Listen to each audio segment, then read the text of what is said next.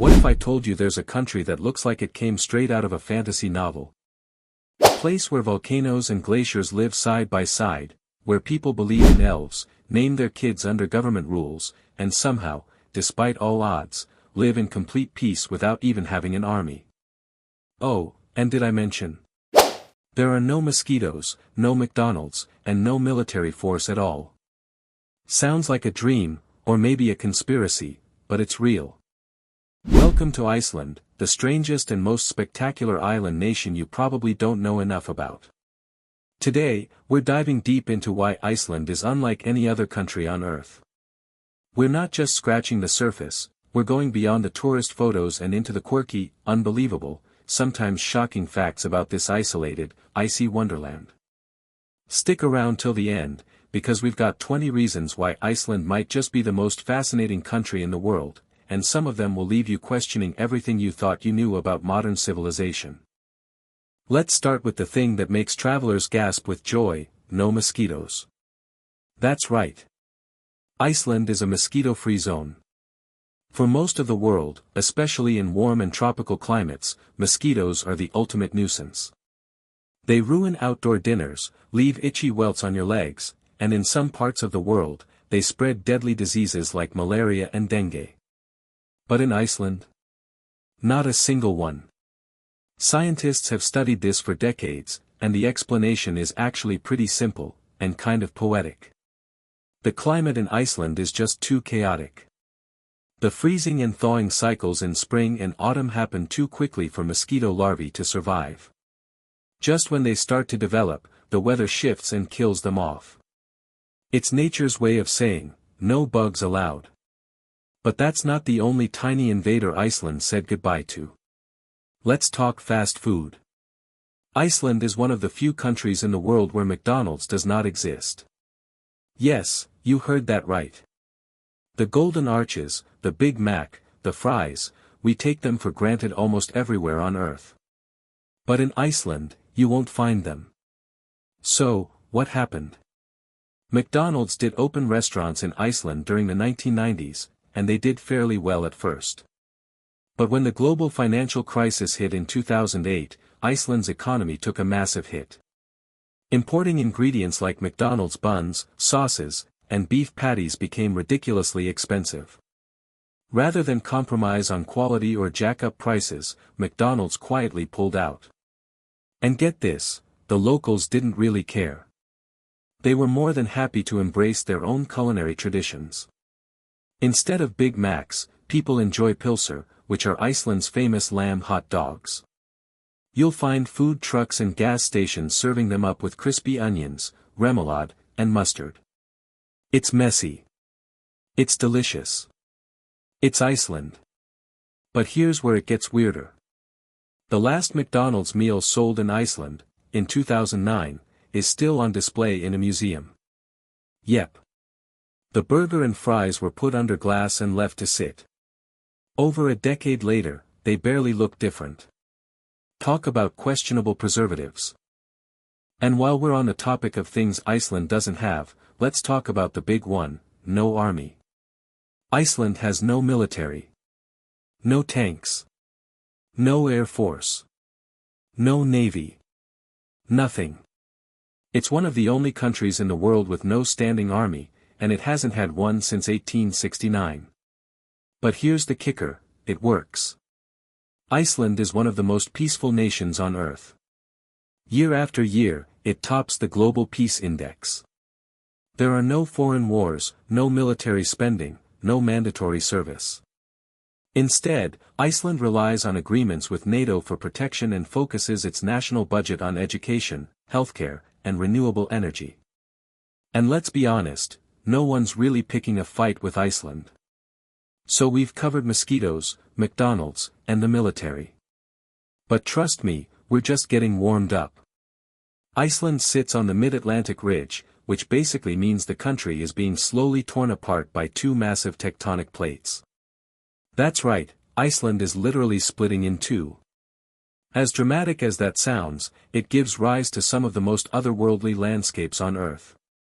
We're talking about massive glaciers, towering volcanoes, bubbling hot springs, black sand beaches, and valleys that look like they were carved by giants. The country is constantly reshaping itself with eruptions and earthquakes. And yet, people live there. They don't just live there, they thrive. Icelanders have adapted to this land of extremes. They've learned to live in harmony with nature, not against it. Take geothermal energy, for example. Thanks to the country's volcanic heat, nearly 90% of homes are heated using clean, renewable geothermal power. Their electricity, almost entirely from hydro and geothermal sources. That makes Iceland one of the greenest countries on the planet. They're not just surviving, they're leading the way in sustainable living. Now, let's talk about culture, and get ready, because this is where Iceland really starts to feel like another planet. First off, the naming laws. In most countries, you can name your baby whatever you want. Not in Iceland. The country has an official naming committee that must approve every first name. The name has to follow Icelandic grammatical rules and be compatible with the language. That means no names that include the letter C, because it doesn't exist in Icelandic, and definitely no names like Lucifer, Harriet, or Zoe, all of which have been rejected. This might sound extreme, but it's actually a way to preserve Iceland's language and culture, which are considered national treasures. And then there are the elves. Yes. Elves.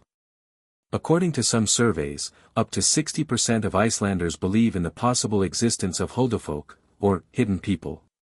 They're not quite fairies, not quite ghosts. These invisible beings are believed to live in rocks and hills across the country. And while not everyone literally believes in them, most Icelanders respect the tradition enough that they don't take chances. In fact, there have been real-life construction projects that were delayed or altered to avoid disturbing supposed elf habitats. You don't mess with the elves in Iceland. Period. Now let's talk about light and darkness, because in Iceland, time plays by different rules. In the summer, the sun basically never sets. From mid-May to late July, many parts of the country experience 24 hours of daylight. It's called the midnight sun, and it's a surreal experience to see the sky still glowing orange and pink at 2 a.m. But it flips in winter. From November through January, the sun barely shows up, sometimes only for a few hours a day. It's long, dark, and can be tough for visitors to handle.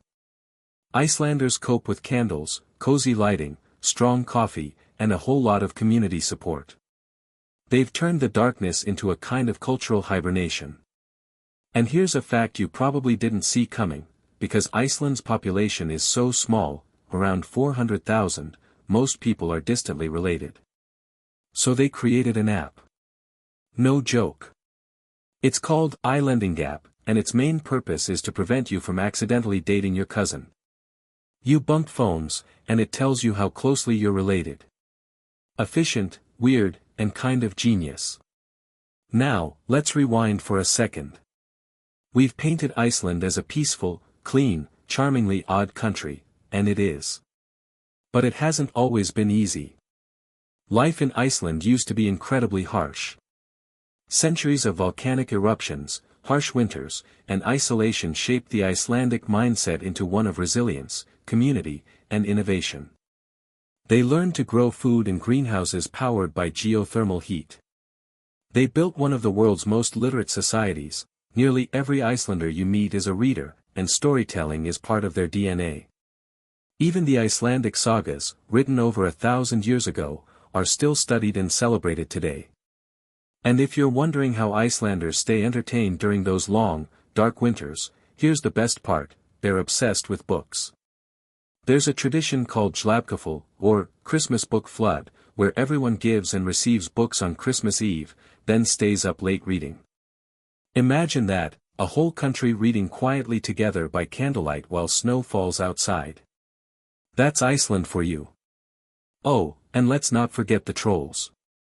Iceland has some of the richest folklore in Europe. In addition to elves and hidden people, there are stories of trolls that turn to stone in the sunlight, sea monsters that stalk the northern shores, and ghostly spirits that roam the volcanic plains. These aren't just bedtime stories, they're part of Iceland's cultural identity. Even modern buildings sometimes include troll-safe architecture. Again, no joke. And while Iceland may be isolated, it's far from out of touch. The country has some of the fastest internet speeds in the world, a high-tech healthcare system, and one of the highest standards of living. People here live long, happy lives. They value nature, family, and honesty. Iceland consistently ranks in the top 10 for happiness, safety, and equality. In fact, it was the first country in the world to elect a female president, Vigdis Finnbogadóttir, in 1980. That's over 40 years ago. And Iceland has been leading in gender equality ever since, offering generous parental leave, closing the gender pay gap, and ensuring equal rights are more than just an idea, they're a reality. So, to sum it all up, Iceland is a land with no mosquitoes, no McDonald's, and no army. But it has some of the cleanest energy, the most bizarre folklore, the friendliest people, and one of the strongest identities on Earth.